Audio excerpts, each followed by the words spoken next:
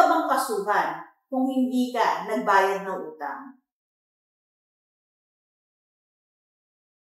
May utang ka, pero hindi mo nabayaran sa ngayon. Pwede ka bang makulong? Pwede ka bang kasuhan? Alamin po natin. Makukulong ka ba sa hindi pagbabayad ng iyong utang? Hindi. Dito sa Pilipinas, walang kulong para sa simpleng hindi pagbabayad ng utang. Ayon sa saligang batas, bawal ang imprisonment for debt. Ayon sa Article 3, Section 20 ng 1987 Philippine Constitution, no person shall be imprisoned for non-payment of debt or non-payment of poll tax. Pero hindi po ibig sabihin na walang habol ang pinagkakautangan mo. Pwede ka bang kasuhan? Oo, may mga legal na paraan para singilin ka sa iyong pagkakautang, katulad ng civil case for collection of sum of money. Ang pinagkakautangan mo ay pwedeng mag-file ng kaso para pilitin kang magbayad. Pangalawa, meron tayong tinatawag na small claims case, kung saan mas mabilis at walang abogado ang prosesong ito sa korte. Meron ding estafa o swindling. Kung ang utang mo ay may kasamang panloloko, pwede kang kasuhan ng kriminal.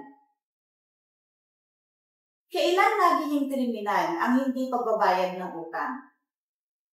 Kapag may panloloko o masamang intensyon.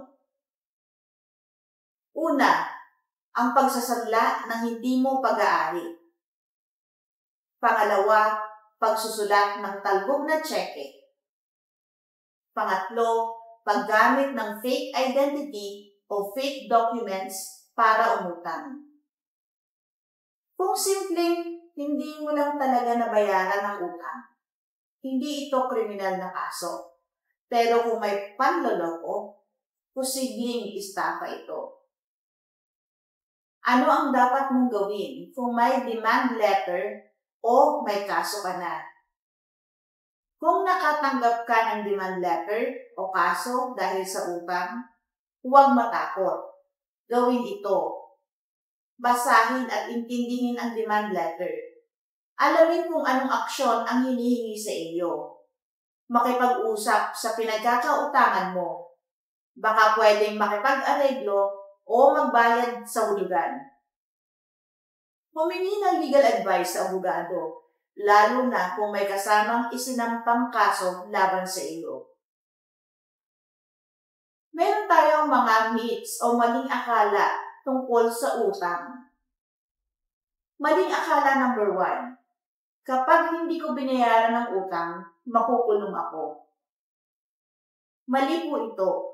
Walang kulong sa simpleng utang. Pero may kasong pwedeng isampa. Maling akala number 2. Kapag nagpalit ako ng tirahan, hindi na nila ako mahahanap.